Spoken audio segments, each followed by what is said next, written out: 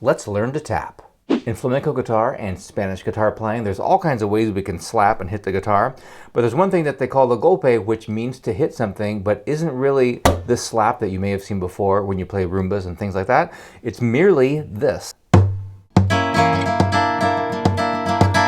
Certainly something like this.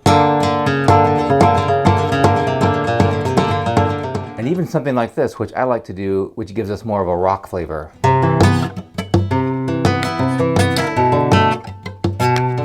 So the way to do this in isolation is very, very simple. We're just using our ring finger.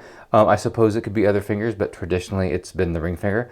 We're going to use that one, and we're going to make sure that the nail hits the guitar. It's great to have a tap plate or a golpeador, like a tapper, you could call it, so that you don't eat a hole through your guitar. But I mean, unless you have an expensive guitar, I think it looks kind of cool when you do that, like Willie Nelson's guitar.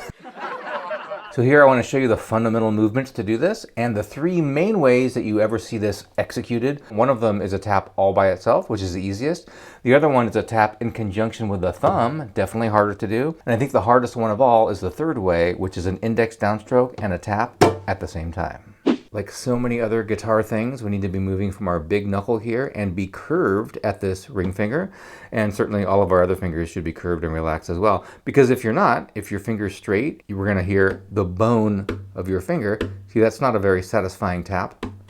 You can really just hear my skin and maybe a little bit of my bone getting in there. It depends on how bony your finger is. But if we can bend it more, we need to have a little bit of nail there. Not a huge amount, you don't have to have long nails. And there's our tap. That's what we're looking for. So it's not really just a tap and that's it. Don't just leave it there like that. We want to take it away, but don't take it the opposite way that you came. To me, it makes more sense to almost make a circular motion. So there's a follow through that kind of goes in towards you or towards the sixth string. So if you did a bunch of them in a row, it might look like we're making the shape of a circle like this. I'm going out and away just to kind of rear back and slap it in. We need that momentum. And the follow through is you kind of coming up towards the strings. And of course, as I always say, there's a lot of things we can do without the guitar when you're sitting around on a desk. Just practice. I don't have the other fingers down, but I do have my thumb for support. Just practice moving from that ring finger. Everything's curved and moving from that big knuckle, like I said. And it's just like a hammer motion.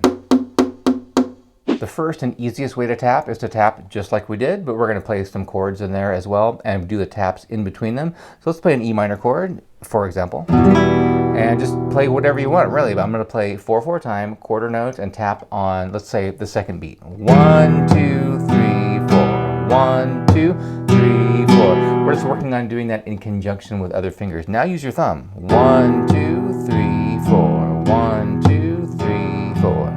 Now it really gets interesting when we do some syncopation and some upstrokes in there. So now do this. 1 and 2 and 3 and 4 and eighth notes in 4/4 time. But this time, instead of doing the downstroke ever on the beat, tap instead on that beat. 1 and 2 and 3 and 4 and 1 and 2 and 3. Okay, not too interesting yet, but definitely harder than before. And this is really what's behind this thing. I'm not making really hardly any downstrokes at all. Let's do a rumba with this tap, a tap all by itself, the easiest tap, but this is not going to be so easy. It's going to be weird. And you've heard me, if you've watched any of my videos before, talk about the 3-3-2 idea. That's a rumba where we go 1, 2, 3, 1, 2, 3, 1, 2. Let's do that with a tap. Let's go to B7 now and go like this. 1, 2, 3, 1, 2, 3, 1, 2. Isn't that a cool sounding rumba?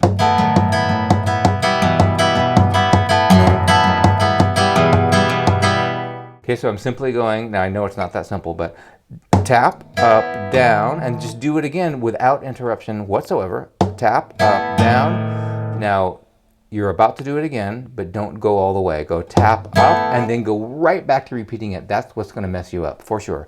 Tap, up, down, tap, up, down, tap, up. Start again right there.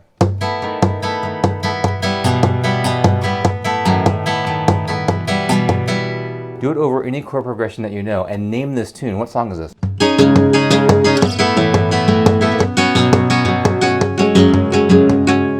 Message in a Bottle, Rumbified. If you want to learn this Bulerías thing I was doing. I'll put that with the tab at the end of this video. But now let's go on to the second way that we see tapping a lot, and that's with simultaneous thumb strokes. Once you try starting to synchronize that tap with another finger, that's when things get pretty weird. So let's do this just at the beginning. Now, this is a great way to practice your scales too, by the way. I'm going to play the 5th string, and I'm doing a rest stroke. I think rest strokes feel better for this, but it all depends on what's happening. And then we're going to do a tap in between. So rest stroke, tap, rest stroke, tap. Now do the opposite, tap, then rest stroke, tap, rest stroke, tap, rest stroke. Okay, see if you can get them at some point to meet in the middle. I've been doing it forever, so I can do it right away, but we're trying to do them at the same time. We don't want to create an accidental flam, which as a drummer would tell you is when the sticks don't hit at exactly the same time. I mean, sometimes we do it on purpose. Ba-ding. We don't want the ba-ding or the ba-donk or the ba-donk-a-donk. We want them to happen at exactly the same time. So take a scale, great way to practice scales. Always see if you can kill 2 birds with 1 stone. We need to practice our scales anyway.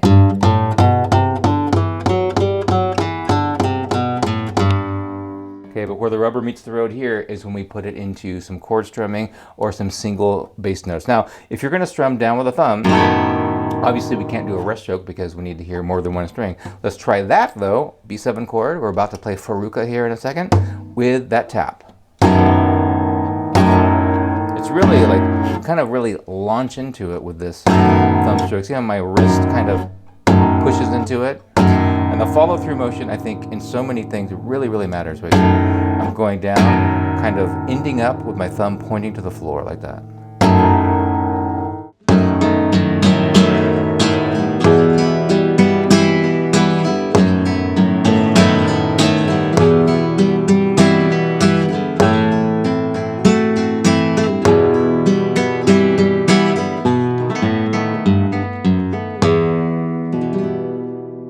As you can tell, this nylon string guitar stuff can be hard. So you should definitely attend my free workshop where I take about 40-45 minutes and really do a deep dive with you on the 3 most important techniques, and more importantly, how exactly we should be using our joints and knuckles and how to think about it, and a really great exercise for you to encapsulate those 3 most important techniques and get you playing the right way in a lot less time than you think. The third way to tap is just like the thumb, except with your index finger strumming down. So this is definitely harder, and what's so cool about this, I think, is that we can get a hit on the guitar, but at the same time be doing something else and strumming. So we can go, or if you do a hit like this, I just killed the strings by doing that, or when you're playing a rumba, we kill the strings that way. Obviously, if you're killing the strings, we can't hear anything else but the dead silence of you having killed the strings. But here, we can get the tap and still have something meaning out, so it's a little more 3-dimensional that way. Let's take a chord progression that I'm not going to name because I don't want to get sued, but you know what it is.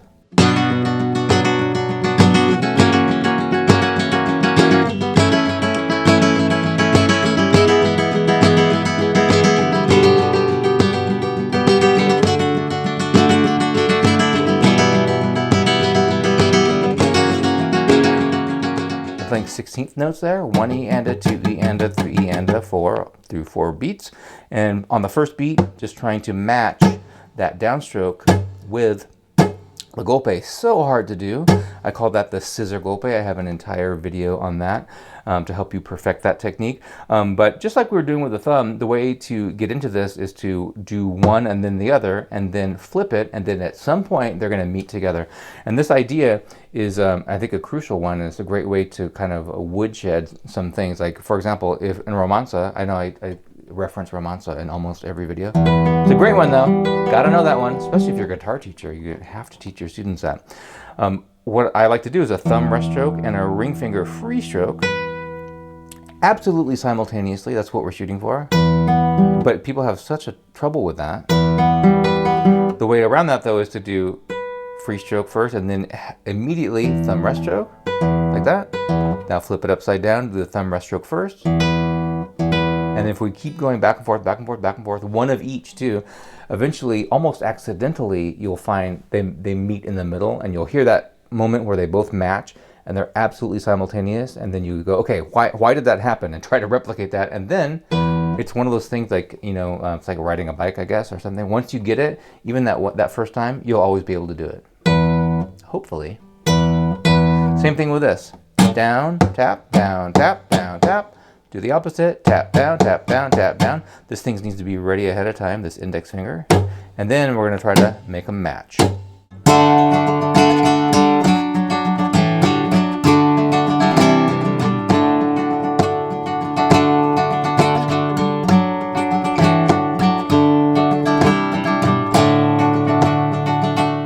Again, something you can do without a guitar. That is tapping, or a golpe in a nutshell. Now the way that you'll see this notated, because nobody can agree on anything, is sometimes you'll see it as a box. That's how I write it out. And I think most books have it that way. Sometimes you'll see it as like a butterfly looking symbol that looks like a double sharp symbol. Other times you'll see it like in the Juan Serrano book, he has the letter G inside of a box. Sometimes I've seen it also as a Guitar Pro software, and that's what I use for all of my tabs. It's an asterisk, so I wish we could agree on what it is, but I think the box is so, it's kind of striking to see that box there. It doesn't look like anything else, so that's why I like to use it in notation. But when you see that in the music, that's what it means. That's when you're doing a tap. And it's different from, like I said, from other hits. It's different from slapping the strings. We'll have different notation for that kind of stuff.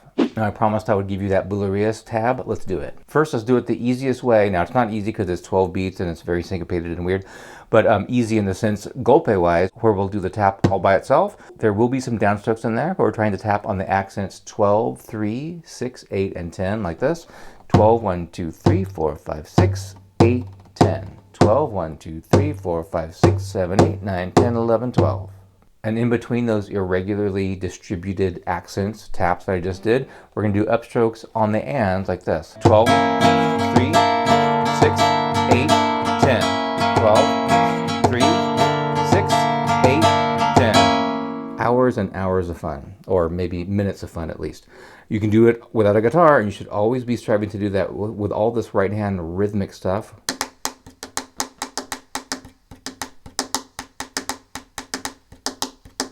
Do it on your drive home. You notice there in that song, we're really only going between these two chords, and there's so much mileage we can get out of just those two chords. Check out this video where I take you on a tour of a bunch of different flamenco forms we can play with just those two chords. Do you hear that? Somebody's tapping.